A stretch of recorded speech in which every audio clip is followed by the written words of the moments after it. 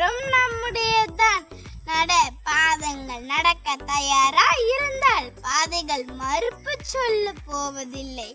நெய்யாய் திரியாய் நீயே மாறினா தோல்வியும் உனக்கு ஒரு தூண்டுகோலாகும். வெற்றி உன்னை சுற்றி வெளிச்ச விதைகள் விதிக்கும். ஓடி வந்த கை குலுக்க ஒருவரும் இல்லையா? உன்னுடன் நீயே கை குலுக்கிக்கொள்.